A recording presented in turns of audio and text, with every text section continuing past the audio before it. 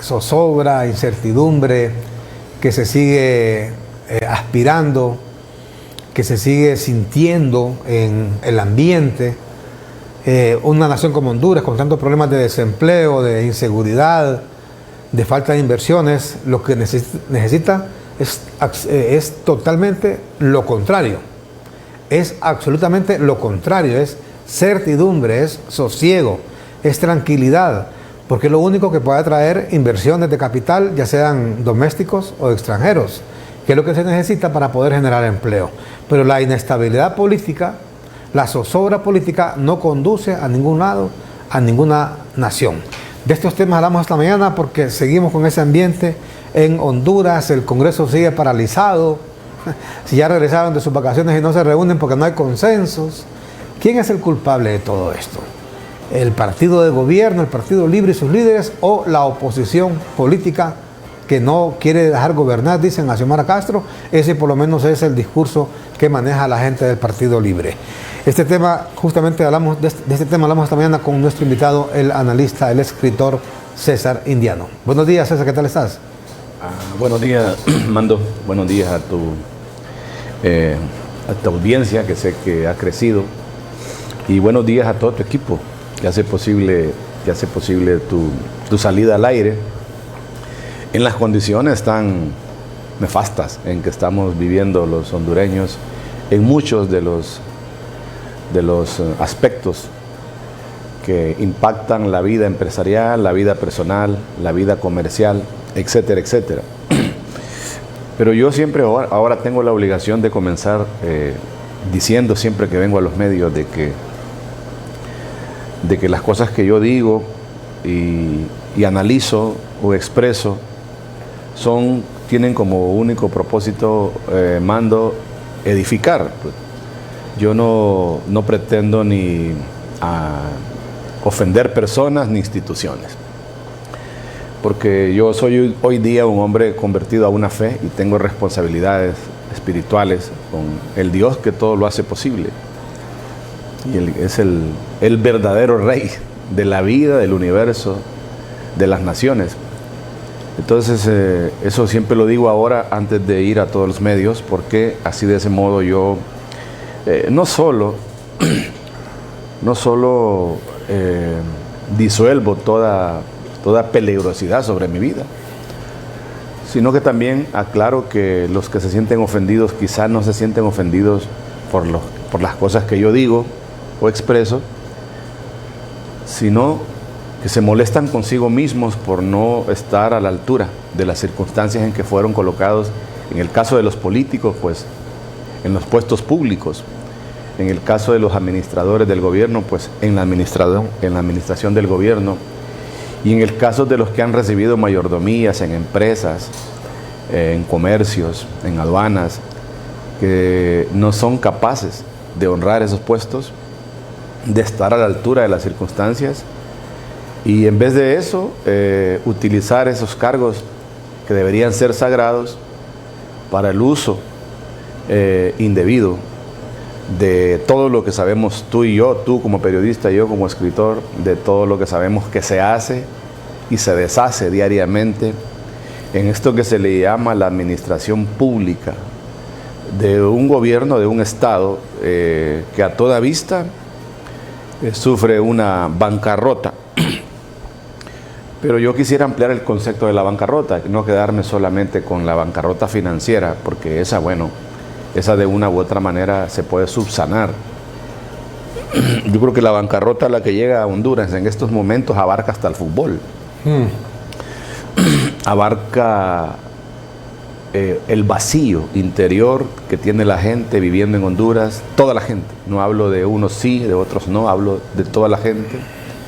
Hablo de los miedos que están al interior de los ciudadanos, el miedo a opinar, el miedo a lo que va a pasar. Se vive en una total incertidumbre, se vive sin fe, se vive el día a día y en la total especulación de las cosas que van a pasar al día siguiente. Esa zozobra se agudiza más por cosas que vos sabés más que yo, porque este es un asunto de cómo la política determina la agenda, digamos, pone la agenda en muchas situaciones que demarcan un camino para la economía. Vamos a comenzar por ahí. La economía hondureña es una completa farsa. Es decir, la economía hondureña es una economía endeudada, es una economía en bancarrota, es una economía bloqueada, es una economía sin sentido, donde realmente el sentido y el flujo del comercio y el dinero está detenido simplemente por prejuicios que abarcan de todo tipo de prejuicios, temores, arreglos indebidos debajo de la mesa, una total y absoluta incomprensión de lo que es, por ejemplo, la dinámica del capitalismo. Porque la dinámica del capitalismo es algo que se nota, que se siente, es algo que se crea una atmósfera en la cual todas las personas son capaces de entrar a esa atmósfera, ofreciendo servicios y productos, presentando sus ofertas, negociando porcentajes, compitiendo con los otros en unas reglas determinadas. En este caso podría ser por un Estado, porque en realidad el capitalismo no ocupa una regulación. El capitalismo necesita que una sociedad tenga la libertad plena, pero no solamente es una libertad financiera, es una libertad moral, es una libertad política, es una libertad de opinión y sobre todo el fundamento del capitalismo es la libertad del pensamiento. Bueno, entonces, lo que hablábamos ese es el panorama correcto que te puedo dar al respecto de Honduras. Por ejemplo, cuando hablamos del tema de la incertidumbre, de esta inestabilidad que se respira, lo hemos visto desde el primer día en que asumió antes inclusive que asumiera la presidenta Xiomara Castro, porque la elección de la directiva del Congreso se dio antes, que se da, como dice la ley, el 23, el 21 sesiones preparatorias, luego el 23 de enero sesiones en propiedad, y ya sabe, todo el mundo sabe lo que pasó, no consiguió los votos libres para elegir al señor Luis Redondo y lo impusieron al final a patadas con 44 votos. O sea, comenzó desde un principio, hemos estado en esto, pues. Y seguimos hoy, a más de año y medio, seguimos en lo mismo. Por ejemplo, hoy, 6 de julio, no se puede reunir el Congreso, porque no tiene los consensos necesarios, dice, para aprobar un acta para que Honduras sea parte de un banco. Imagínense, Honduras es socio fundador de varios bancos, entre ellos el Banco Centroamericano, Integración Económica, que tiene su sede aquí, en Tegucigalpa, ahí en el Boulevard Suyapa, del Banco Interamericano de Desarrollo, que tiene su sede allá en Washington, de la cual es gobernadora la señora Richie Moncada, como ministra de Finanzas. Ahora quieren irse a meter a un banco y Honduras debe pagar encima 11.000 millones de lempiras para estar en ese banco. Y veamos cosas que ocurren, por ejemplo, en este momento. Fíjense que con este toque de queda en San Pedro, aquí hemos tenido al alcalde de San Pedro, a gente de la sociedad civil, a empresarios, etcétera, hablando del impacto demoledor que eso está produciendo, ese toque de queda en San Pedro Sula, y sobre todo el mensaje que se envía hacia afuera, y no hay manera que entiendan. No hacen caso, pareciera que a ellos no les importa lo que están haciendo. Vamos a escuchar lo que dice el alcalde de San Pedro Sula con esto último, que han cancelado un concierto, el concierto del grupo Firme, y eso va a dejar enormes pérdidas para la ciudad de San Pedro Sula. Aparte, lo que repito, es el mensaje que se está enviando de que San Pedro Sula está en guerra. Como decía aquí Wenceslao Lara, cuando usted escucha que en una ciudad X o Y están en toque de queda y están en guerra, usted se imagina que andan los tanques en la calle, que andan, que ve guardias, militares en todas, parapetados en todos lados, francotiradores, que ve jeeps con ametralladoras M60, ¿verdad?, en la parte frontal, que ve helicópteros sobrevolando y todo, y que va a ir a un concierto así, o van a ir a invertir a un país, o van a ir a turistear. Imposible. Antes hay una llamada, me dicen, saquemos antes la llamada antes de escuchar al alcalde de San Pedro Sula, compañeros. Adelante, buenos días. Adelante, buen día. Se cortó, vamos entonces con el alcalde, este mensaje que envía el alcalde con esta decisión que ha tomado el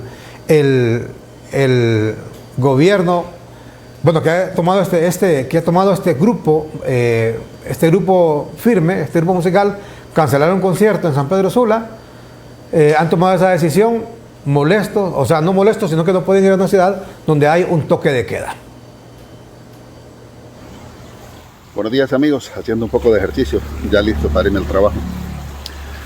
Quiero referirme a la cancelación del Grupo Firme del concierto en el Estadio Olímpico Metropolitano.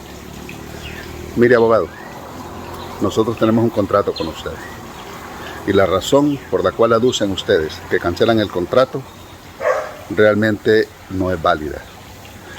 El concierto perfectamente se puede realizar de las 8 de la noche a las 10 de la noche. Solo van a cantar 2 horas Grupo Firme.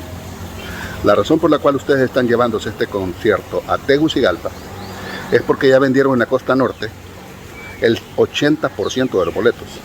Y ahora quieren obligarnos a nosotros a ir a Tegucigalpa para tener un doble llenazo allá, lo cual es aprovecharse de nosotros los sanpedranos. Quiero decirle que estoy invitando a todos los sanpedranos a que no vayamos a Tegucigalpa en protesta y que nos devuelvan el dinero del concierto, porque nosotros compramos ticket para ver el concierto en el Estadio Olímpico Metropolitano en San Pedro Sula, no en Tegucigalpa. Así es que si usted se lleva este concierto para Tegucigalpa, voy a proceder con nuestro departamento legal a ponerle una demanda por $2 millones. Tenemos un contrato firmado y se va a respetar. San Pedro Sula se respeta. Así es que usted va a hacer el concierto en el Estadio Olímpico Metropolitano de San Pedro Sula. Si tiene otra fecha en Tegucigalpa, hágala en Tegucigalpa. Todos los conciertos que están hechos en Tegucigalpa han estado vacíos. ¿Por qué razón? Porque el poder económico está en San Pedro Sula y ahora quiere boicotear este concierto usted llevándose una doble boletería. No vamos a ir a Tegucigalpa y voy a proceder a demandarlo. Bueno, pues mira, ahí está. ¿Qué le parece? Anunciando una demanda de $2 millones el alcalde de San Pedro Sula contra los que organizan este concierto porque lo han cancelado a raíz del famoso toque de queda. ¿Ah? ¿Qué le parece?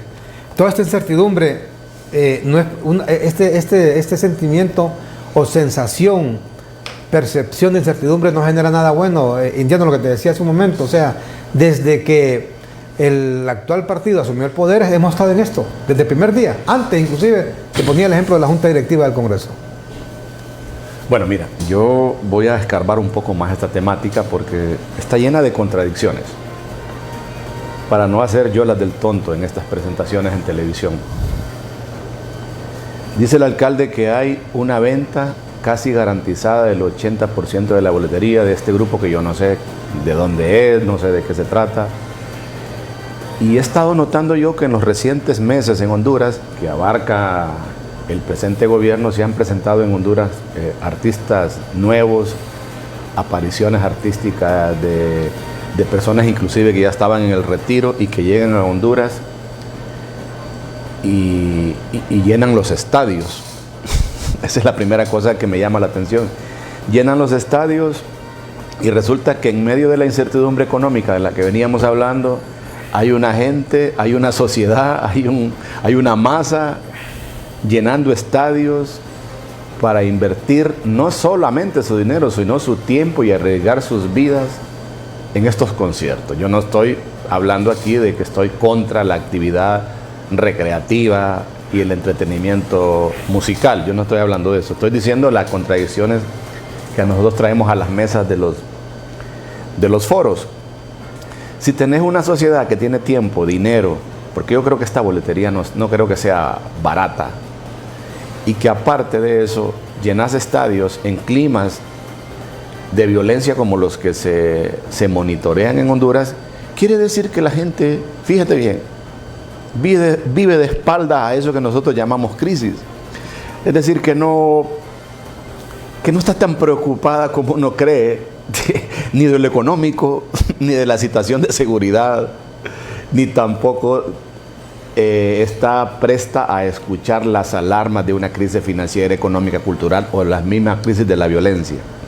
Esto te da como resultado que probablemente somos nosotros los periodistas y los analistas los que no le entendemos al trámite de lo que se trata la vida de la gente ahí en la calle. O sea que los equivocados somos nosotros, ¿no? Ellos. Puede ser que seamos nosotros, porque si estamos hablando de que un 80%, y yo he visto llenazos. Yo recuerdo cuando vino aquí, por ejemplo, Daddy Yankee, que hizo 2 superconciertos a estadios llenos.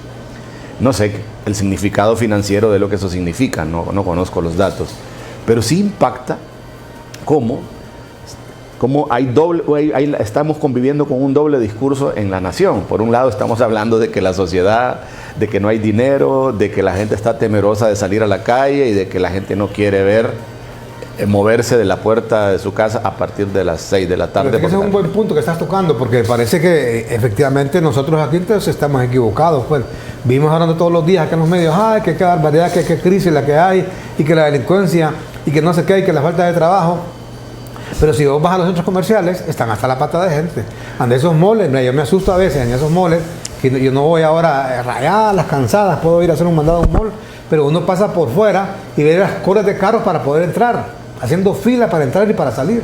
Y entonces, en los conciertos. Podemos hablar de muchas sintomatologías sociales y sociológicas también, de que a lo mejor nosotros, en estos foros, en estos noticieros, levantamos las alarmas sobre cosas que a la gente le importan un forro. Creo que la gente ha llegado a una vida, y esto es grave, a una vida totalmente instintiva del placer inmediato que se puede conseguir en el minuto. Quizá esa sería la explicación de la gente dice, bueno, aquí como no hay esperanza en un futuro, ningún mañana, y ninguna cosa se puede lograr objetivamente a través de un plan de vida, de un plan familiar. Entonces la gente dice, bueno, mira, los deleites y los gozos del diario vivir, que es conciertos, carros, pizzas, prostíbulos, guaro, brujos y todo ese montón de actividades que son contrarias al bienestar de la misma vida, se pueden realizar hoy día y se pueden financiar y se puede conseguir dinero, porque ahí ya vamos entrando en el territorio de donde sale el dinero. Entonces hay una movilidad económica popular que vos lo ves reflejado en los conciertos, pero no quiero introducirme mucho porque en ese aspecto solo dejo la inquietud. Pero solo un previo sobre siempre los conciertos que me dicen aquí de la producción. Mira, lo que estamos hablando, este grupo dice que estaba casi el 100% de la boletería vendida en San Pedro Sula, y son grupos caros, ese grupo firme. Y me dicen que también ahora vienen 3 grupos más a conciertos, un tal Sin Bandera, ¿va? Sin Bandera, que son grupos Frontera. Y muchos de ellos son de estos grupos, ¿cómo le llaman? Grupos que hacen narcocorridos, ¿verdad? Que le cantan a los narcos. Y algunos son gente retirada. Rabo Alejandro, Eladio Carrión. Que se llama Antioquicha. O sea, lo que me estás diciendo vos es que este país vive en el carnaval de su miseria. Vive completamente entregado al carnaval de su miseria, y de ahí la gente no la puede mover. Pero lo otro que me llama la atención, unido a esto, es que Contreras, que es una persona a la que aprecio mucho, antes de decir lo que voy a decir, es mi amigo. Contreras cree que los estadios y los aforos de los estadios son una fuente fundamental de ingresos. Parece ser que está demandando allí al abogado porque la municipalidad no sé de cuánto se va no sé de cuánto va a ser el impacto financiero en caso de que movilicen el estadio, el concierto para Tegucigalpa. Pero es inquietante porque resulta que la ciudad industrial, la principal fuente de ingresos ha sido históricamente la industria. La maquila, la industria, la producción, la fábrica, la comercialización y también la infraestructura. Parece ser que todo eso se ha inmovilizado de tal modo que las fuentes de dinero para las alcaldías ya no están siendo esas, sino el traer a Sin Banderas, el traer a... Es decir, se ha vuelto la alcaldía como una especie de concejales del festejo, ¿no? Del entretenimiento. Es alarmante también, refleja que las fuentes sólidas del ingreso de una municipalidad están en este momento colapsadas y que los alcaldes son capaces de quejarse porque inclusive hacer demandas porque un concierto de un grupo que para mí es desconocido no se va a hacer en su estadio sino en otro lugar.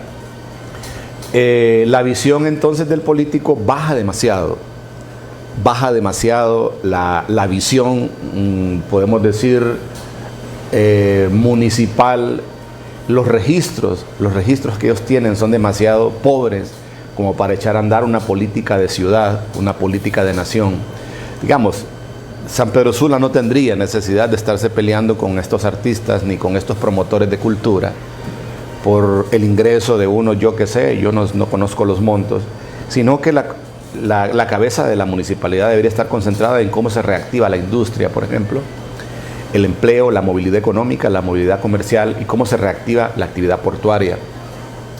Yo creo que esos son los grandes temas que deben ocupar a un alcalde. De modo de que los temas de nación sean más importantes para un alcalde y dejarle eso a un comité de festejos que pelee por esas luchas del entretenimiento de estadios populares metropolitanos. Es una observación que la hago con todo el cariño a mi amigo. Yo creo que hay que concentrarse en las temáticas de nación y dejar las actividades de los festejos y el entretenimiento a funcionarios municipales de menor calado.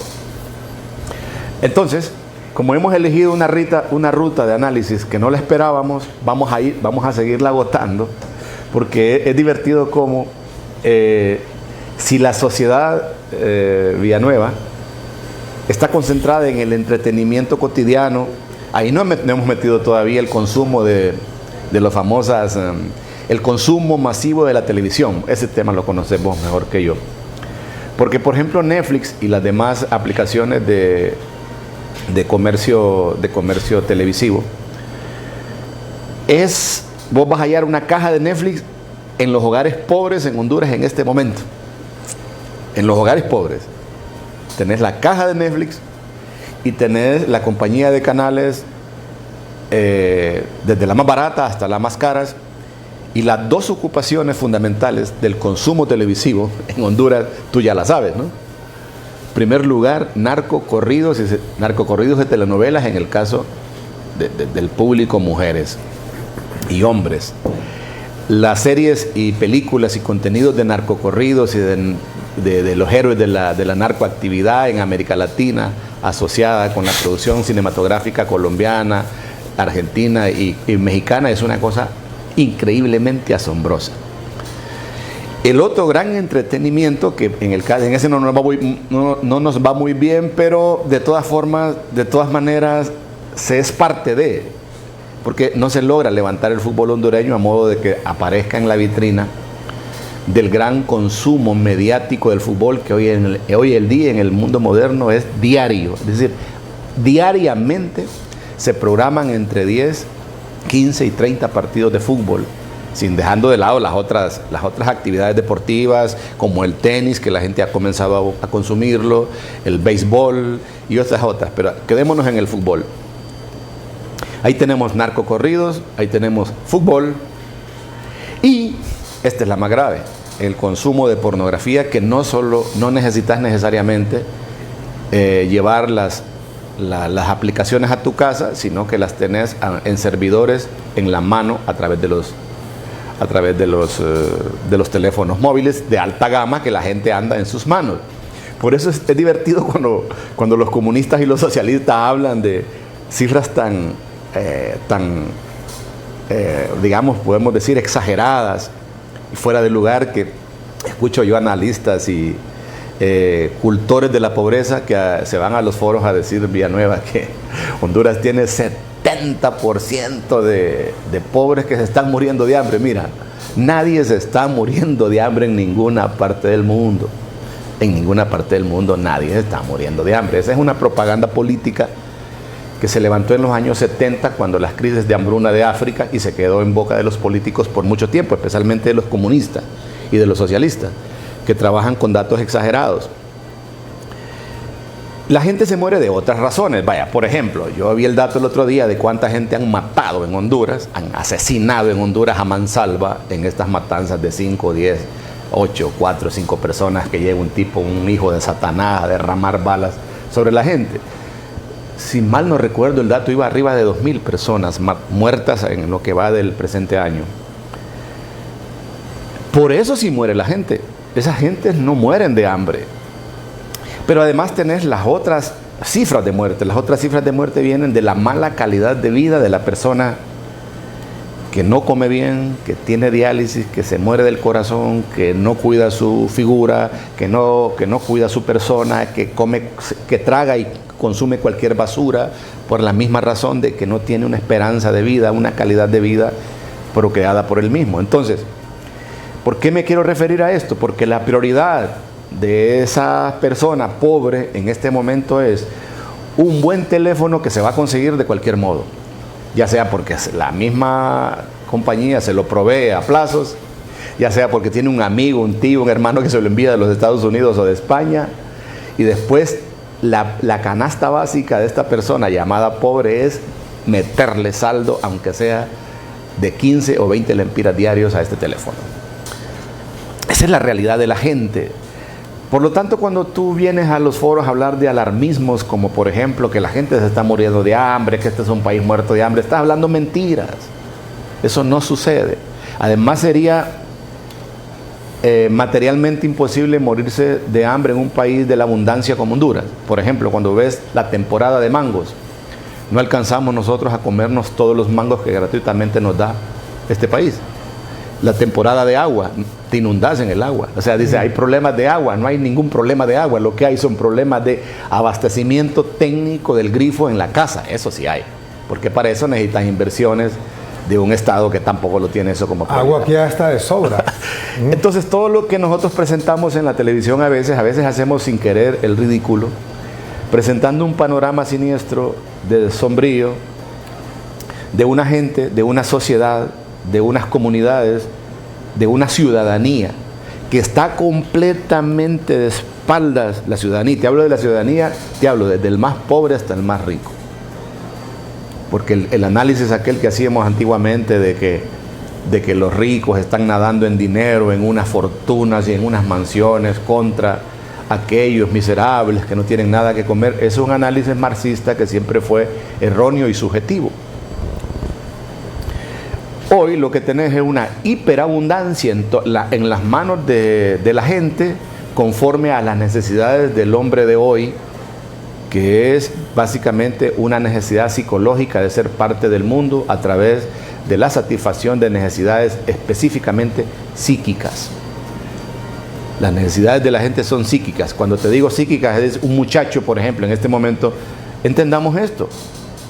Un muchacho en este momento no quiere estudiar, quiere estar en OnlyFans, quiere estar en esta otra aplicación famosa, quiere estar en TikTok, quiere hacerse famoso a través de una estupidez porque él ya vio que si tenés la buena suerte de hacer una gran estupidez y tener suficientes likes, monetizas y al día siguiente sos no solo una persona que tiene dinero, sos también una persona que forma parte ya del mundo a través. ¿Y cómo te filtraste? Haciendo la actividad, la acción más estúpida que se te pueda ocurrir.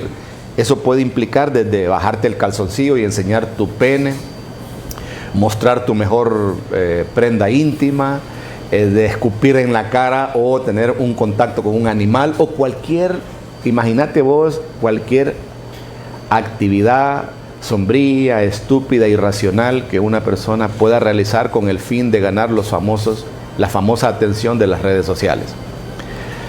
Entonces, cuando hablamos de que un joven de hoy tiene un interés sincero por educarse en una institución educativa tradicional, estamos hablando cosas que no son verdaderas.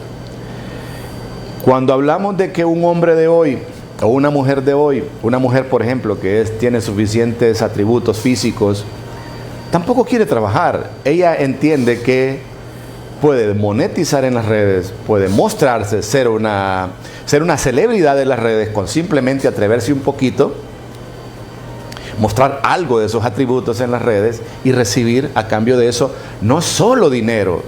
Cuando te digo que las necesidades del ser humano de hoy son psíquicas, es que la gente necesita lo que nunca tuvo: atención, fama,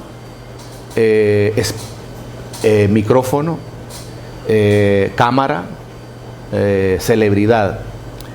Así que cuando nosotros venimos aquí a hablar del viejo tópico de que la canasta básica son frijoles, da risa eso. A mí prácticamente cuando veo analistas y estudiosos y sociólogos hablando de que la gente no tiene nada que comer, esa es una frase que nunca le falta, por ejemplo, al designado presidencial Salvador Narrala.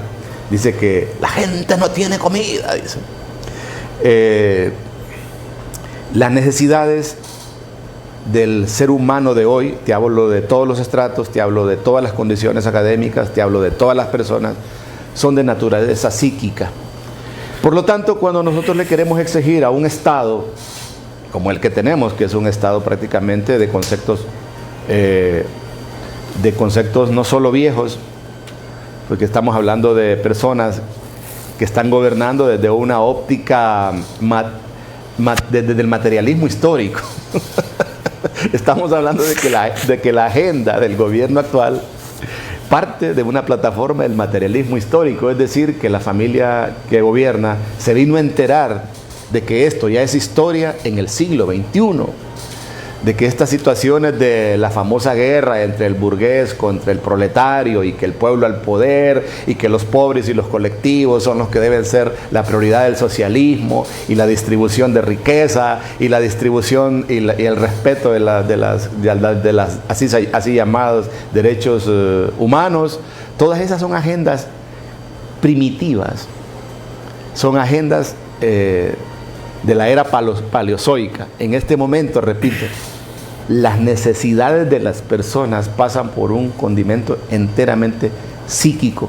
Tiene que ver con el despunte inusitado. Pero eso último que dijiste, César, habrá algún otro país, aparte de Venezuela, cuando escuchamos hablar al señor Nicolás Maduro, que a todo el mundo sabe quién es Nicolás Maduro. Nicolás Maduro era un bucero, era un chofer de buses, y se le metió ahí, se le fue metiendo a Hugo Chávez, lo conoció, y a ver ustedes, el hombre fuerte ahí en Venezuela, pero el hombre no tiene ninguna preparación. Y bueno, ustedes lo escuchan hablar como habla.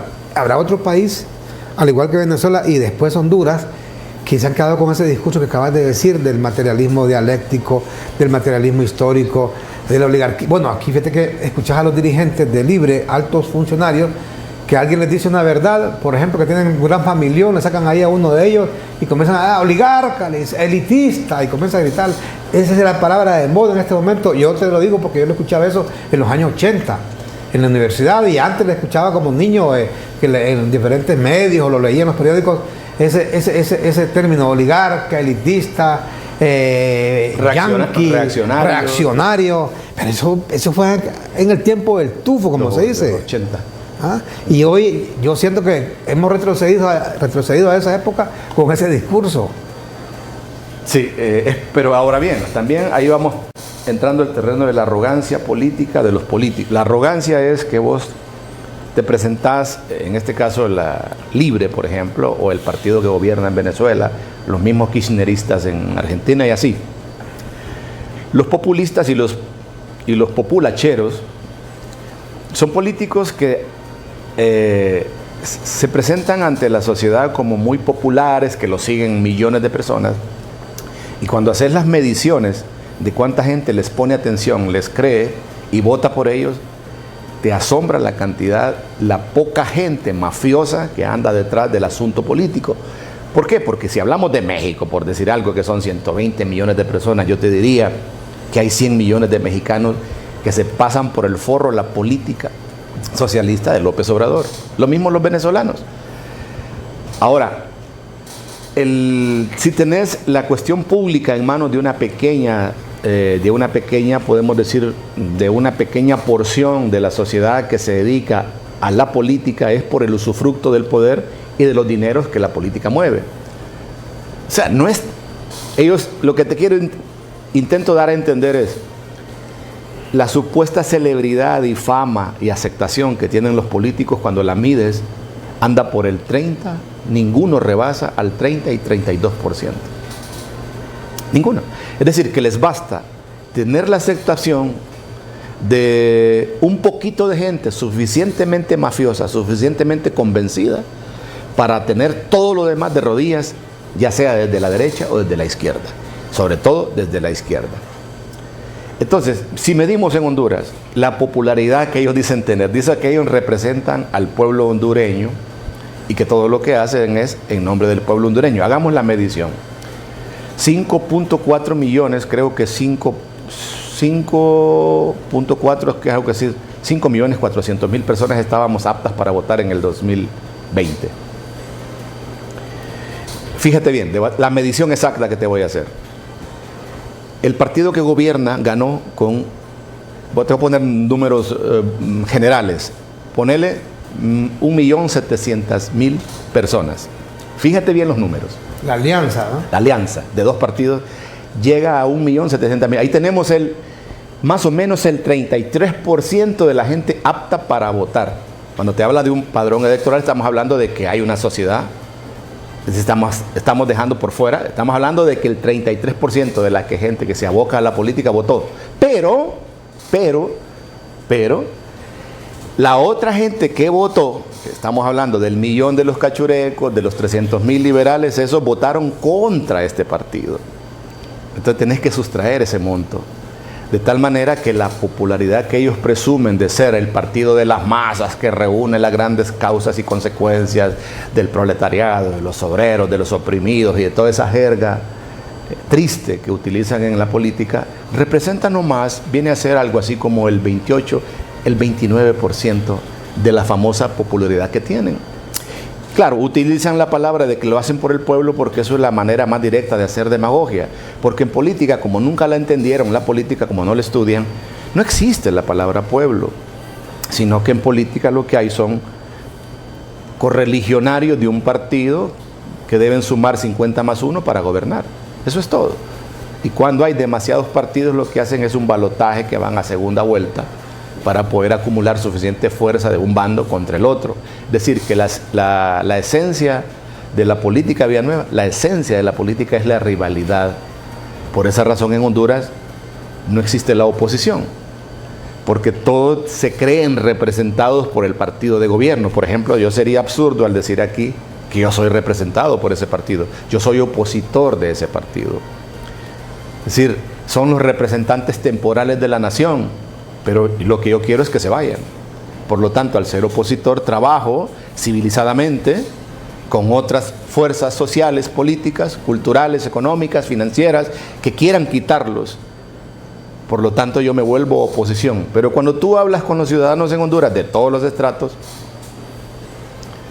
aunque hayan perdido, aunque no hayan depositado el voto a favor del gobierno, se creen concesionarios, se creen satélites y apéndices del gobierno de turno, porque no entienden la política, nunca la han entendido. Siempre han entendido la política como la fuente universal de los negocios, de las tranzas, de todo lo que pase financieramente, como el arte de conseguir a través de los políticos. Entonces, al no entender la política, pues la política fracasa.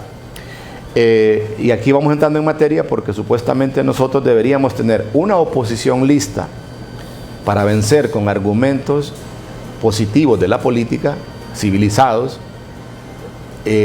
al partido de gobierno de izquierdas que actualmente está en Honduras, que no ha demostrado en ningún campo, en ningún territorio de la administración pública tener capacidad. Y cuando los gobiernos son tan ineptos y tan arbitrarios y tan déspotas como lo es este gobierno, que ni siquiera sabemos cuál es el patrón del poder público al que hay que abocarse, porque hay muchas cabezas gobernando. Entonces, eso es ventaja para la oposición, porque la oposición puede plantearse un todo esto que estamos hablando, ¿hacia dónde va Honduras? Independientemente de la actitud, de la juventud, y no solamente de la juventud, de los hondureños en general. Yo coincido contigo en varias de las cosas que planteas. Por ejemplo, este hecho, yo veo gente, por ejemplo, que anda pidiendo en la calle y anda con 2 celulares, ¿verdad? Le preguntan que a qué teléfono le pueden llamar para una ayuda, y dan un teléfono de Tigo y dan otro de Claro, ¿va? Pero aparte de todas esas cosas, los conciertos que hablamos y todo eso, ¿hacia dónde va Honduras? Esa es la cuestión, esa con un partido de gobierno que tiene a Honduras sumergido en este conflicto político. Pero además de eso, mira, hemos hablado aquí con infinidad de analistas. Por ejemplo, en el tema económico, Honduras está frisado, ¿va? El tema del desempleo. No hay ninguna política pública dirigida a generar empleo. Todo lo contrario. Las políticas públicas están dirigidas a desincentivar, primero, la generación de empleo. Y número 2, todavía peor, a correr el poco empleo que hay.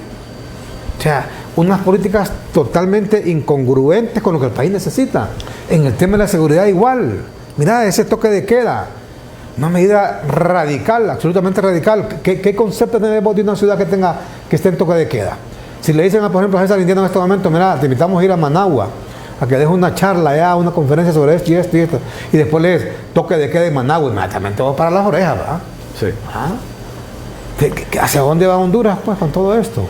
Es decir, lo que yo te decía antes, es que no, como te digo, yo... O sea, más claro sería, ¿está gobernando el Partido Libre de Honduras o está desgobernando Honduras? Mira, cuando hablamos de que el gobierno hace cosas incongruentes, incoherentes, lo son para un sector de la sociedad que es la víctima de esas políticas.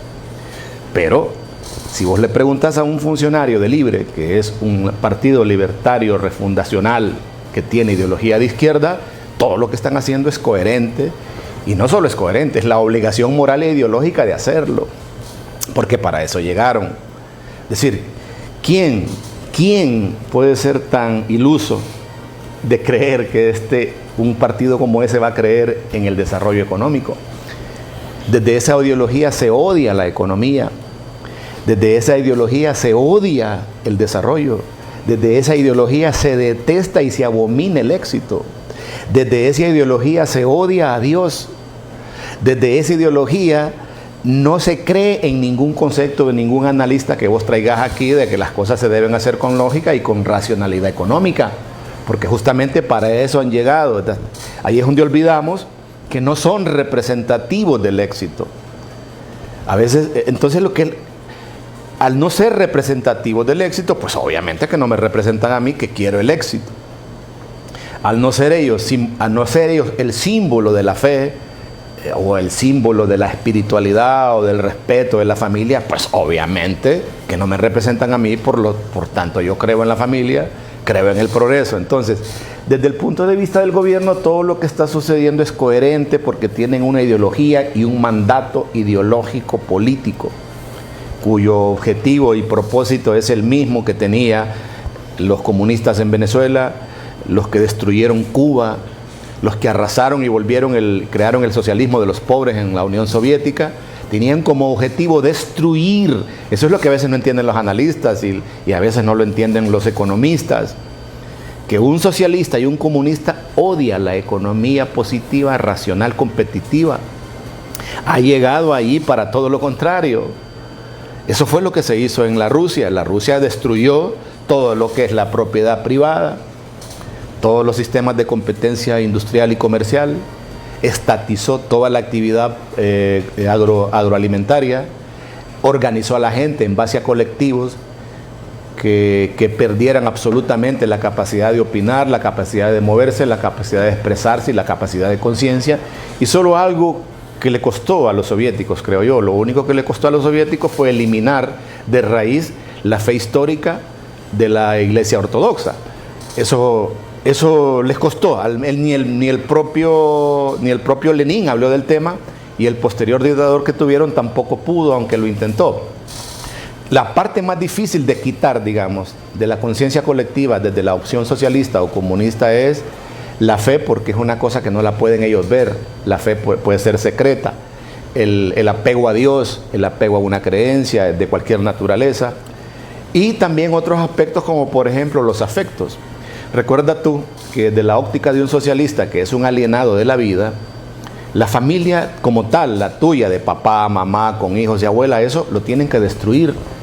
Porque la gran familia socialista habla de un esquema mucho más elaborado, artificial, que se llama la gran masa desprovista de afectos y sentimientos, cuyo objetivo principal es despojar al hombre tradicional de su fe, de sus bienes, de sus haciendas, de sus iglesias, de sus edificios, de sus bienes. Es decir, una persona de esas no va a respetar la propiedad privada, porque detrás de ellos hay un esquema ideológico al que no van a renunciar y que los vuelve famosos, heroicos ante el mundo.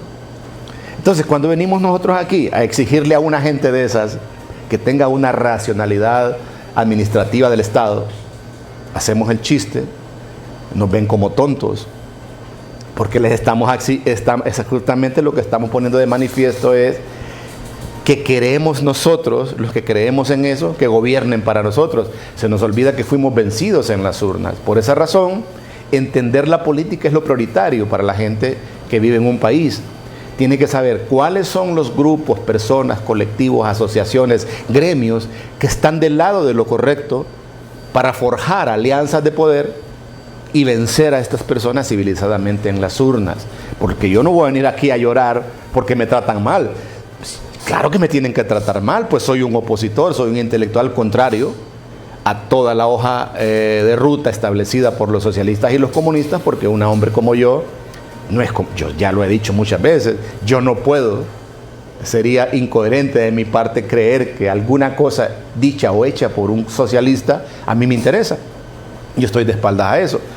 Pero como no puedo estar 100% seguro de que estoy en la razón, solamente puedo echar mano de la política para conseguir aliados, para conseguir seguidores que civilizadamente puedan imponerse a través de las urnas. Ese es el sentido de la política.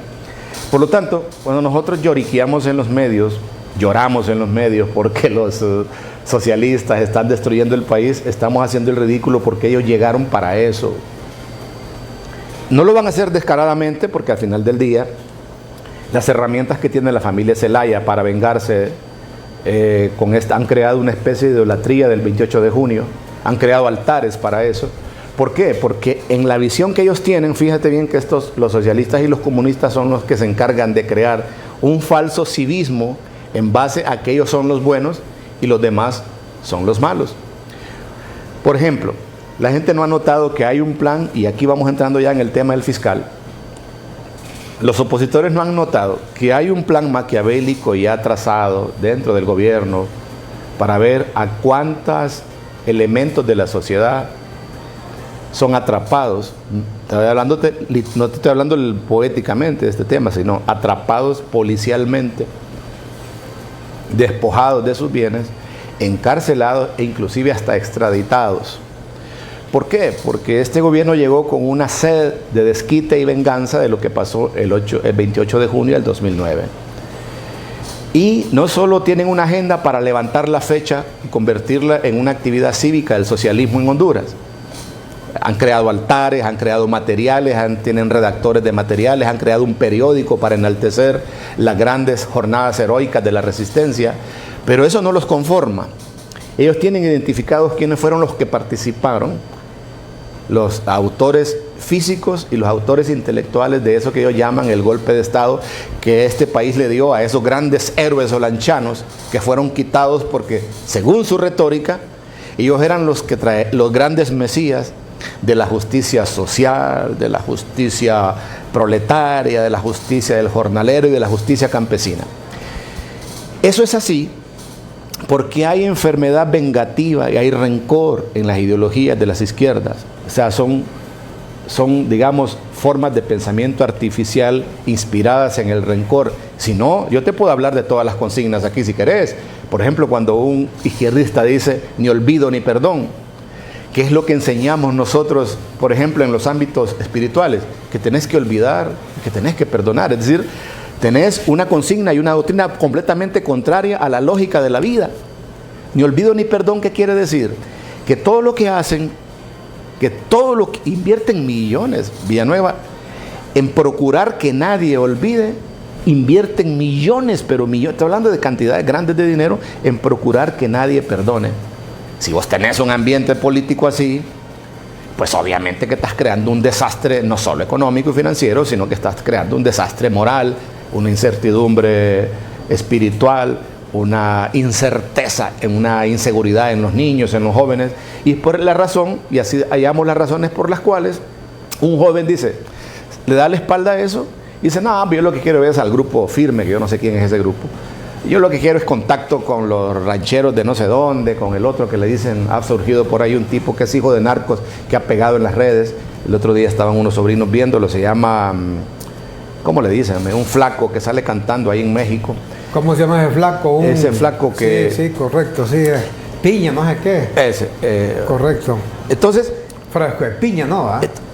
Sí, pero es un y uno, conocido, y uno puede creer que eso, darle la espalda a estos políticos rabiosos, enfermizos, vengativos, rencorosos, es porque ellos son... Ahora, César, esto que estás hablando, por ejemplo, de que crean ídolos estos señores y todo lo demás, y han estado enfrascados desde un principio justamente en eso, crean altares, y han fabricado sus propios líderes. Fíjate que aquí la mayor parte de los medios han pasado desapercibido que Xiomara Castro la semana pasada inauguró uno de estos famosos altares que estás mencionando. Okay. El problema es que bueno, en mi opinión muy particular, no es que haya inaugurado un altar pues, del Partido Libre, sino es dónde lo inauguró. Yo decía la semana pasada que el Partido Libre puede tener los altares que quieran, pueden convertir en héroes, inclusive pedir que canonicen, que eleven a los altares ahí en su propia sede, a quien quieran, a Mel Zelaya, a Richie Moncada, a Chilo Cruz, a quien ellos quieran, es cuestión de ellos, pero en su sede, en un edificio que sea de ellos. Exacto. Pero no utilizar los edificios públicos para hacer eso. Entonces, ¿qué pasó? La semana pasada, no sé si tenemos esas imágenes, compañeros, ahí, inauguró un museo, le llaman Museo de la Memoria. ¿Y qué es la memoria para ellos? Lo del 28 de junio. Fue justamente el 28 de junio por el mentado golpe. ¿Y dónde lo inauguraron? En la antigua Casa Presidencial, sí, que es un museo nacional. Ojo, sí, no es un museo del Partido Libre, es un museo nacional. Es un museo histórico de los expresidentes de la República, desde la época de Soso Córdoba, Gascona, Callejas, Reina, Carlos Flores, etcétera, etcétera, etcétera. Ricardo Maduro...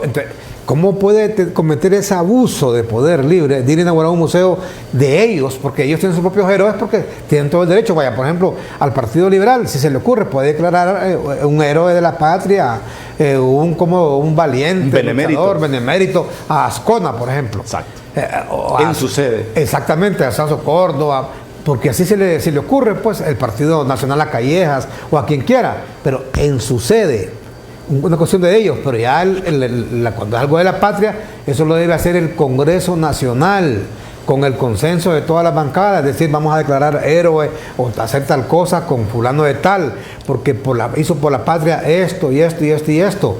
Pero no, ahí inauguraron, lástima que no hay imágenes ahí, cuando están, inclusive hasta la presidenta de la Corte estuvo ahí. ¿Qué tiene que ver la presidenta de la Corte con un evento político del Partido Libre? Entonces le repito, ahí está bien que el Libre haga eso, que declaren, que eleven inclusive a los altares, si quieren a quien quiera de sus dirigentes, pero no lo pueden hacer en un edificio público, peor aún, la antigua presidencial, César. No, claro. Es decir que estas conductas bolcheviques es lo único que ellos aprendieron en política. Les parecen heroicos porque desde la concepción errónea de ellos son los héroes, y todos los demás que no estamos de acuerdo con sus cosas, con sus ideologías, somos los villanos. Por lo tanto, desde esa lógica, los villanos deben sufrir. Es decir, todo lo que el gobierno haga en los recientes, lo que ya hizo, y en los recientes 2 años que les quedan, porque hay que quitarlos, tienen como propósito, como objetivo fundamental, inapelable, hacer sufrir al villano.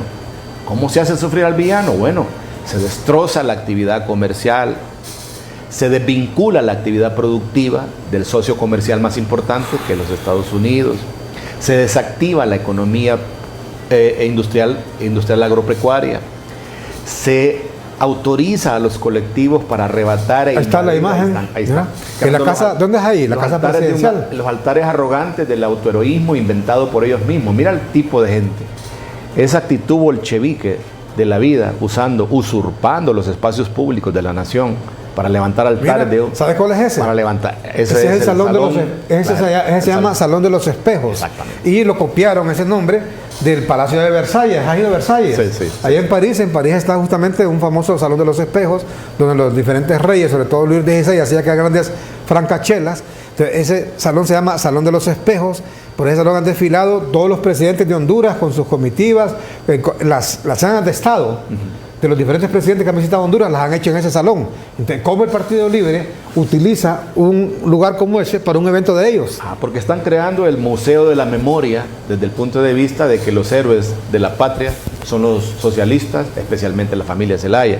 Entonces, todo eso es erróneo, todo eso deberá ser derribado y quitado cuando llegue un partido del país al país llegue un partido democrático que respete los espacios neutros de la nación. Y serio sobre todo. Un espacio serio, tendrá que ser derribado, quitado todo eso, porque no podemos convertir las sagradas, digamos, los sagrados espacios de la patria, de la nación, al servicio de ideologías aberrantes, como lo están haciendo estos señores.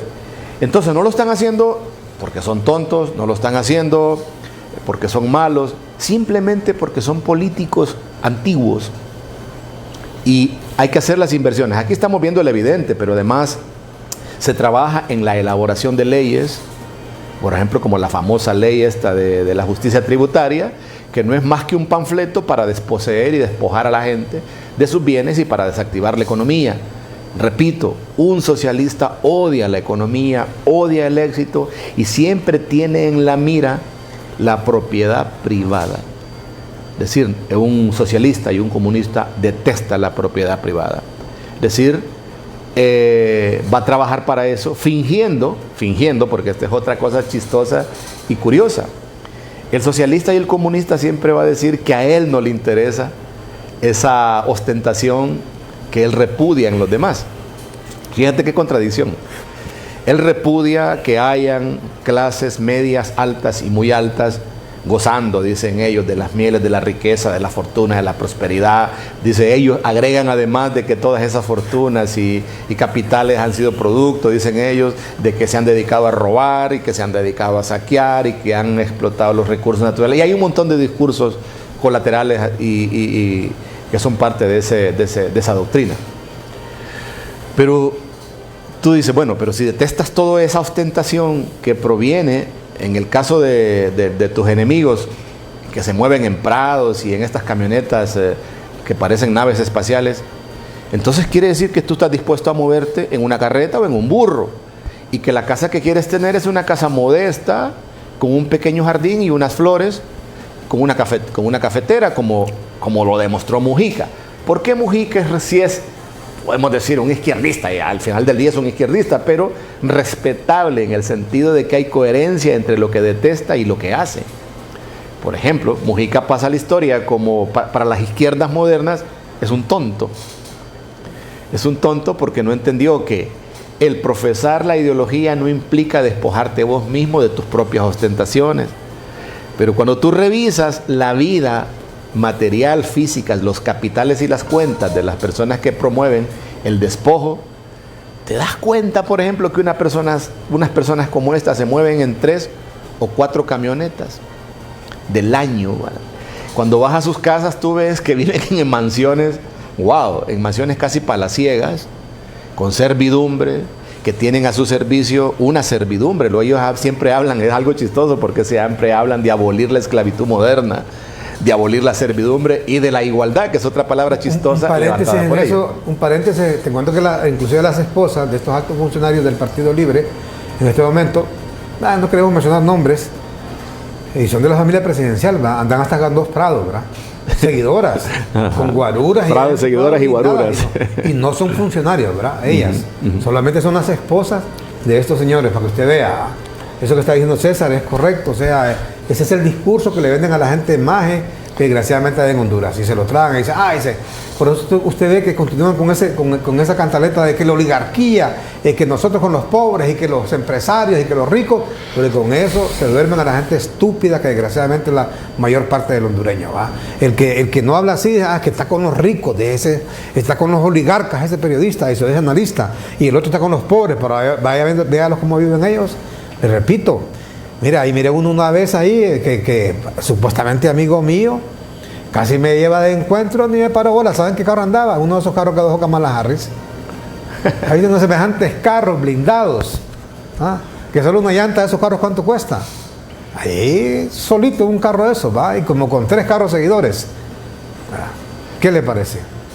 Sí, entonces, bueno, yo creo entonces que yo, por ejemplo, yo no estoy en contra de que una persona ande su carro del año, me parece que está bien, ni que tenga una buena casa, me parece que está bien. Solo que yo, al tener una visión racional de la vida y creer en el capitalismo, creo que hay que ganárselo, hay que trabajar, pues. Pues yo conozco casos, yo ahora que me he hecho estudioso del devenir de los capitales en el país. Me he hecho biógrafo, por ejemplo, de hombres que comenzaron. Por ejemplo, estoy escribiendo la biografía ahora mismo de un hombre que comenzó su vida empresarial en un troco. Cuando él se casó, se fue a vivir en un troco, en una de estos furgones, lo acondicionó y vivió durante 2 años ahí con sus primeros 2 hijos. Y él ahí sí comenzó su carrera. Hoy es uno de los hombres más ricos de San Pedro Sula, y es admirable todo el proceso de su vida, cómo fue ingeniando en cada cosa que sucedía en el país. Él trabaja en el sector infraestructura de carreteras.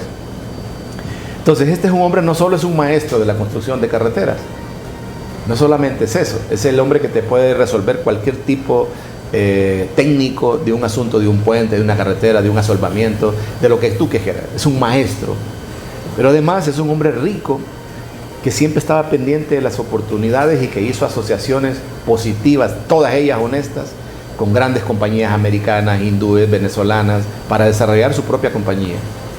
Y hoy día es una persona que disfruta a plenitud toda su fortuna y toda su riqueza. ¿Cómo?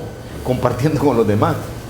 Entonces él quiere que yo cuente su historia, y cuando la veo se vuelve admirable. Entonces ese tipo de hombres existen en el país, como también existen también, pero a eso yo no le podría llamar empresarios, empresarios con buen día. Se amistaron con un político, se aprovecharon de una figura política o legal, metieron un contrabando, se apropiaron de una empresa y también se hicieron millonarios. ¿Yo admiro eso? No, pero tampoco lo cuestiono, porque sé que eso no se pudo hacer sin la participación del político. Tú no puedes hacer en un país ningún acto ilícito si no tienes a la par la mano bendita de un político corrupto.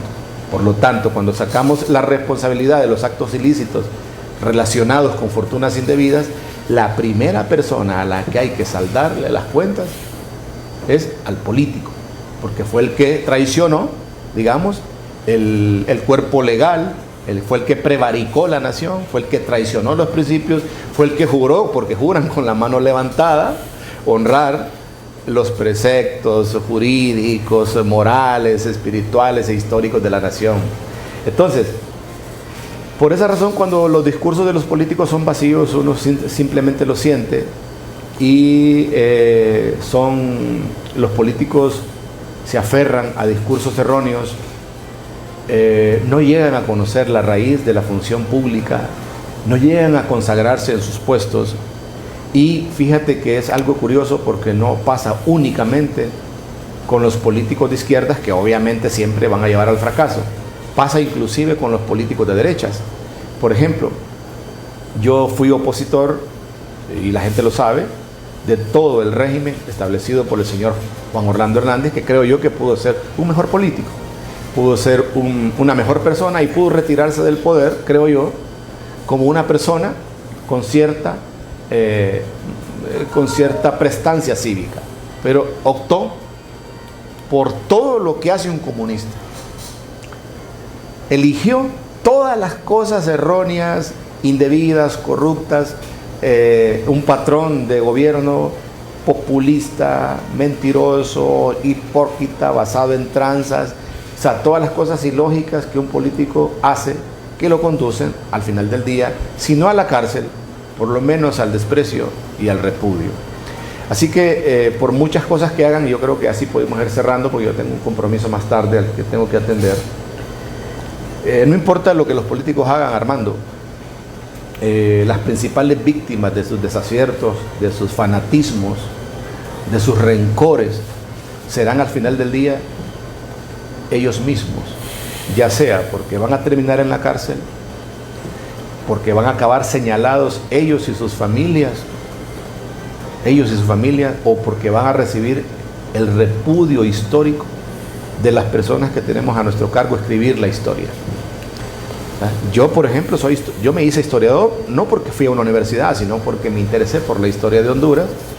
Entonces, yo creo que yo puedo escribir la historia de los recientes 20 años de Honduras, y me hubiese encantado como historiador contar mejores cosas de los políticos.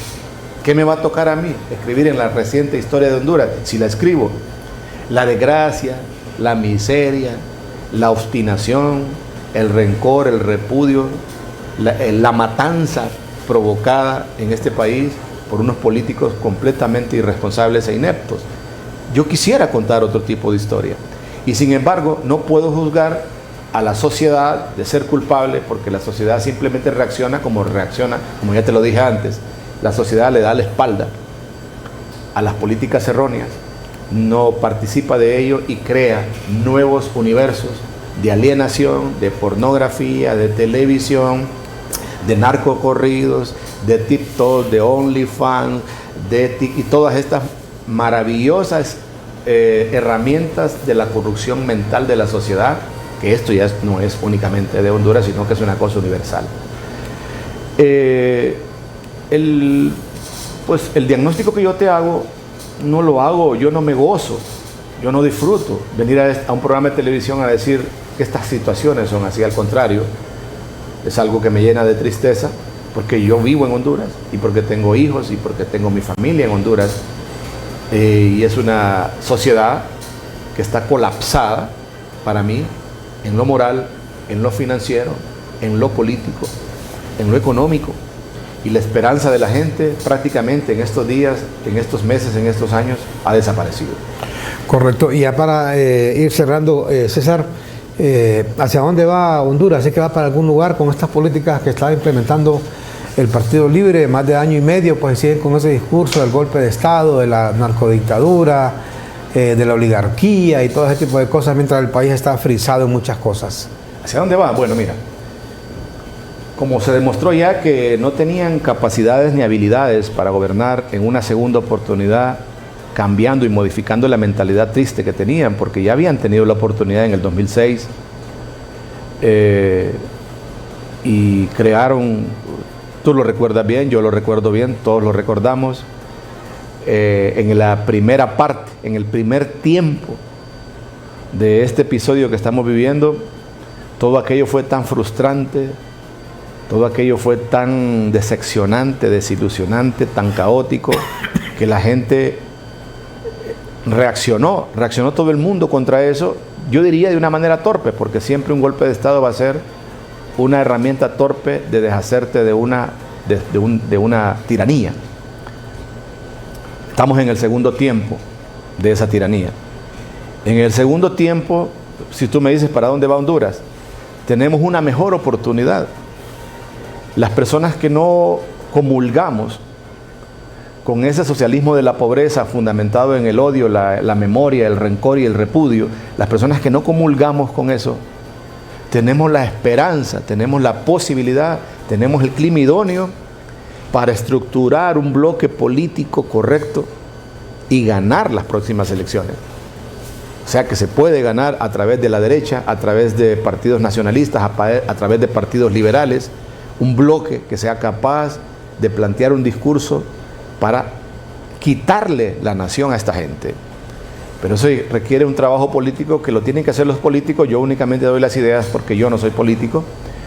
Yo podría estar en la parte, en tras cámaras, dando Correcto. ideas. Me piden que te pregunte si crees que Mel Zelaya puede mantenerse en el poder con todo el dinero del fisco, porque dicen que tienen una caja chica ahí de más de 40,000 millones, ¿verdad? Si se puede mantener en el poder, si Mel sigue con el poder popular de hace 10 años. Sí, es decir, todos sabemos, para responderle a este señor, todos sabemos que para mantenerse en el poder... La pregunta me la hace el colega Octavio Carvajal. Ah, Octavio, correcto, sí, claro, sí. Mira. Todos sabemos que el dinero es un factor fundamental para perpetrar tiranías como la de Venezuela, como inclusive como la Argentina.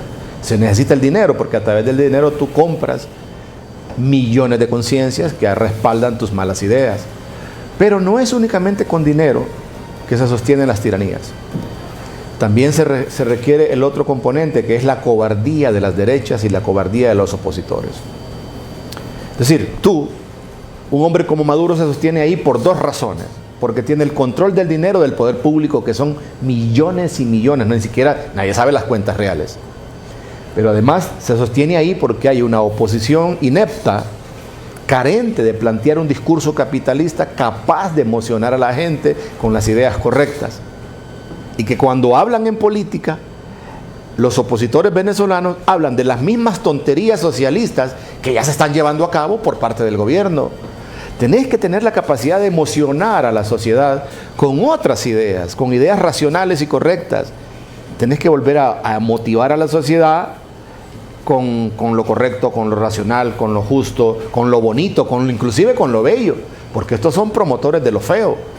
Con lo bello, es decir, con el cine, con la cultura, con la música, con el teatro, con la literatura, con la novela, es decir, todas las herramientas que utilizan ellos y que las vuelven mecanismos de alienación para la sociedad, las tenemos que usar nosotros a nuestro beneficio.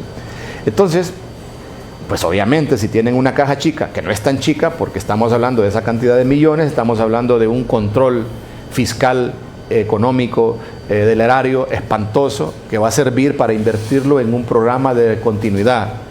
No sé si a través de la figura de Mel Zelaya o su hijo, no lo sabemos, pero si lo logran, es por dos razones: porque tienen suficiente dinero y porque tienen unos opositores cobardes. Son los únicos dos factores que hacen posible la tiranía. Y continúa teniendo Mel Zelaya la popularidad de hace un tiempo. ¿El Partido Libre sigue siendo tan popular a tu juicio? Es una popularidad montada a través de campañas y artificios. No hay tal popularidad. A la gente en Honduras, yo cuando hablo con pobres, cuando hablo con ricos, le encantan los negocios, le encanta prosperar, le encantan los carros, le encantan los buenos tenis, de cualquier estrato. Así que cuando ellos se suben a las tribunas a hablar de que representan al miserable que no tiene dinero, mentira. La popularidad de los izquierdistas es una popularidad programada por expertos y asesores en base a propaganda que se paga con el fisco y con el dinero del gobierno, y creando figuras falsas de un liderazgo fálsico que es mesiánico, que es tonto, que trae atraso, que quita la lógica de la misma vida y que produce incertidumbre generalizada en todos los estratos de la sociedad. Porque venir a decir aquí, en un programa, que solamente están confundidos los pobres, no es verdad. Hay confusión en todos los estratos. Yo soy una persona que me muevo en toda la escala social, hablo con todo un tipo de personas, la gente me suministra información de todo tipo y puedo notar la misma confusión, la misma tristeza, la misma incertidumbre, tanto en el que tiene mucho como en el que tiene poco. Pero en general, el rasgo común que yo saco cuando hablo con la gente en Honduras no tiene nada que ver con comunismo y no tiene nada que ver con socialismo. Cuando yo hablo con la gente, hablo con una persona que vende en un mercado, por ejemplo, en San Lorenzo, y que es una persona que le entiende los negocios. Tú hablas con la persona de los estratos bajos en los mercados y le entiende a las financieras, le entiende a los negocios, sabe los precios de las cosas, tiene suministradores, tiene proveedores, va jugando con el dinero y manejan el capitalismo. Porque no puedes vivir en esta vida esperando que tu vida sea sufragada por el Estado. Eso solo puede hacer una pequeña porción de la sociedad que se llama la burocracia, el establishment. Esos son los únicos que programan su vida en base a las prebendas estatales. Pero el resto de la sociedad hace negocios. Una tortillera hace negocios, compra maíz a buen precio, madruga, se pone con otras tortilleras en la esquina, saca su renta, deja la parte para reabastecerse, vuelve. Entonces está en una dinámica capitalista, está usando la cabeza para ganar algo. Ahora, ¿puede llegar a montar su tortillería, montarla en una fábrica? Sí, si tiene visión. Pero ese tipo de cosas las menosprecia y las desprecia un socialista que cree que las personas no tienen ni el deber, ni el derecho, ni la libertad de gestionarse una vida por cuenta propia para prosperar. No creen en eso. Ellos necesitan que las personas, que las masas se mantengan pobres, con mentalidad de pobre, con sentimientos de pobre, para poder tener ese bolsón de electores que los sigan a ellos en su mentira. Es el gran objetivo de un político mesiánico. ¿Cuál es? Que la gente se mantenga pobre y que el rico se mantenga dependiente. De esa manera a todos los tengo controlados. Yo, como político sagaz y astuto del socialismo, que hago, mantengo a la gente pobre, siendo pobre siempre, y la otra táctica que tengo, que es más psíquica, hago que los grupos empresariales e industriales me tengan miedo. Entonces tengo controlados los dos grupos a través de una ideología que la mantengo afilada, la tengo refinada a través de una propaganda estatal mesiánica en la que yo me presento como el salvador del mundo. Muy bien. Yo no sé si esto que yo estoy diciendo molesta, genera sensaciones, escozores, pero así es. Y no lo digo porque yo lo inventé, sino porque lo he visto, así lo veo, así lo escucho, así lo percibo. No tengo miedo de decirlo porque en mi caso no puedo dedicarme a escribir libros, Armando, ni a venir a la televisión si tengo miedo. Porque si tengo miedo, ¿para qué voy a venir a la televisión? Y si tengo miedo, ¿para qué me voy a dedicar a escribir? Mejor me dedico a otra cosa. Digamos, si yo tuviera miedo para escribir o hablar lo que hablo aquí, yo mejor pongo una pulpería. O mejor me dedico a vender perfumes o me invento un negocio que no me genere participar en el ámbito del debate público, ideológico, político, porque si lo hago con miedo yo no estoy haciendo nada. Obviamente tú tienes un canal, tienes la puerta abierta para mí, no sé cuánto riesgo de lo que yo hablo aquí, o problemas o acosos por parte de un Estado genera para tu programa mi presencia, pero de algún modo entiendo que tú compartes conmigo la libertad de expresión, la libertad de hablar, la libertad de locomoción, mientras estas no sean quitadas. Entonces yo quisiera cerrar mi participación diciendo de que todo lo que hoy tenemos como garantía, que creemos que no va a ser quitado, puede ser quitado de un día para otro. Pueden ser quitados, y creo que aquí quiero terminar porque yo tengo que irme. Todo lo que hoy tenemos, escuche la gente que me está viendo, todo lo que hoy tenemos como garantizado a través de un supuesto seguridad jurídica, casa, carro, empresa, fábrica, tierra, solar, muro, capital, cuenta en los bancos, puede ser quitado por los socialistas, porque para eso llegan los socialistas y los comunistas al poder. Los comunistas y los socialistas detestan el éxito, repudian la prosperidad, odian la propiedad privada, no creen en Dios, no creen en la juventud, ni creen en la familia, sino que en su arrogancia ideológica únicamente creen en que hay que arrasar naciones, convertirlas en colectivos como un avispero a través de una abeja reina, que es la que pone los huevos. Y ahí creo que podemos terminar. Bueno, muchas gracias a César Indiano. Lo que ha dicho toda esta mañana, pues lo toma usted o lo deja. Usted puede escuchar los discursos de nuestros gobernantes, incluido el propio discurso de Xiomara Castro, no digamos de Mel Zelaya. Ellos siguen hablando de todo esto, alimentando a sed de venganza, de rencor, de odio, creando altares justamente a la memoria con el fin de mantener vivo en la mente de sus seguidores los 28 de junio, que eso pasó hace 14 años, y en lugar de darle vuelta a la hoja, darle vuelta a la historia. ¿Se imagina usted, por ejemplo, si los chilenos hubiesen actuado en su momento como actúa el Partido Libre, como actúa Mel Zelaya? Chile se convirtió en su momento en el país más desarrollado de toda Latinoamérica, justamente porque dejaron eso en el pretérito, dejaron eso en el pasado. Y hoy que Chile también ha tenido problemas de nuevo, ¿sabe por qué es? Porque un grupo de orates ahí han de nuevo revivido eso. Y ahí está hundido completamente, está con problemas Chile. Ahí está, mire, un relajo con una constituyente, con un montón de orates, de cipotas que llevaron a hacer una constituyente. Al final el propio pueblo, los mismos chilenos que votaron por esa constituyente, que votaron por esos orates, fueron a votar en contra de ellos. Y hoy de nuevo hay un proceso constituyente por allá en manos de la derecha, porque se dieron cuenta del error. Esto solo llega para destruir. Fíjense que les amparan un fuego hasta el metro de Santiago. ¿Y quién cree usted que usa el metro?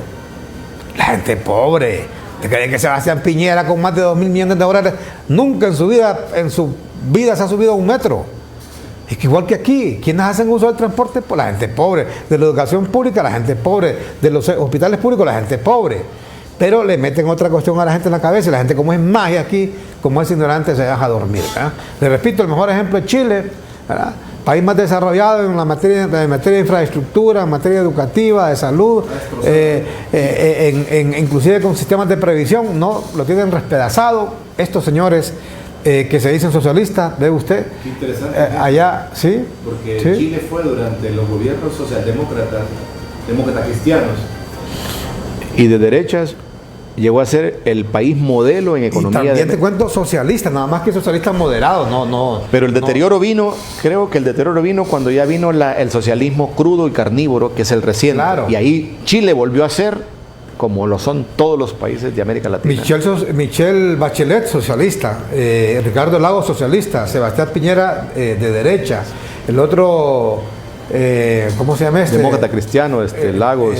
Sí, bueno, Ricardo Lagos, todo. O sea, varios demócratas cristianos o de derecha o socialistas, pero gente moderada, pero llegaron estos carnívoros, llegaron a pasearse, ¿va? En Chile. Otra vez, desgraciadamente. Entonces, hoy usted ve, imagínese, ir a hacer un museo a la memoria en la propia casa presidencial. O sea, aparte del abuso de poder, está reviviendo babosadas y hacen todo un evento, ¿va? En el Salón de los Espejos, ahí, ¿verdad? Como que fuera, en lugar de usar ese tipo de eventos para ver cómo desarrollan el país, cómo atraen inversión nacional y extranjera para generar empleo, que es lo que el país más surge en este momento. No, ahí creando líderes de barro, ¿va? El otro día escuché que ya están a punto inclusive de pedir que canonicen ahí a Berta Cáceres, ¿verdad? Sí, solo hace falta que piden que la canonicen, ¿verdad? Dijo que era esta profeta, ¿sabes qué dijeron ahí en ese acto? Que era esta profeta Berta, porque dijo que no iban a dejar gobernar a Xiomara Castro. Qué descubrimiento, ¿verdad? Que los grupos de poder, dijo, no iban a dejar gobernar. Ella advirtió eso, o sea que también es profeta. Dígame, todo gobernante en cualquier parte del mundo va a tener problemas al momento de gobernar. ¿Sabe por qué? Porque las sociedades no son heterogéneas. En las sociedades son diversas, hay todo tipo de grupos. Y usted nunca va a quedar bien con todos los grupos. Siempre que usted toma decisiones, alguien se va a sentir chimado. Eso ha sido la historia del mundo. Así es y así va a seguir siendo.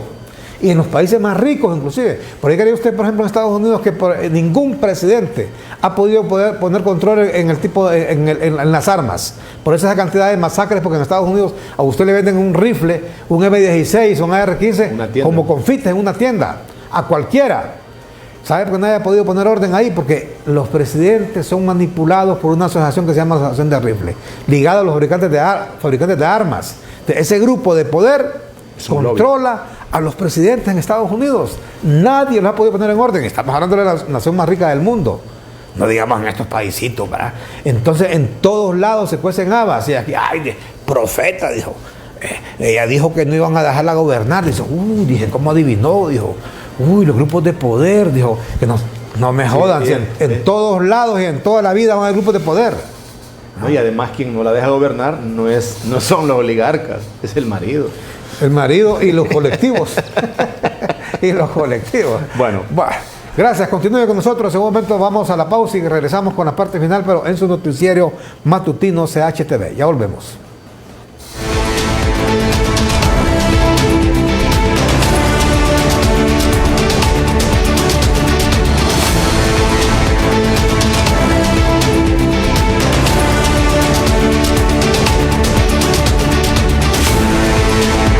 Contra los ratones, un gatito. Contra los ladrones, un perrito. El aire enrarecido, un pajarito. Soluciones fáciles para prevenir acciones negativas. Los animales nos protegen y pueden salvar una vida. ¿Y usted qué hace por ellos? Piense, nuestro deber es protegerlos. Una mascota no es un juguete. Campaña de protección para los animales de CHTV. Es tu momento de disfrutar de más tecnología como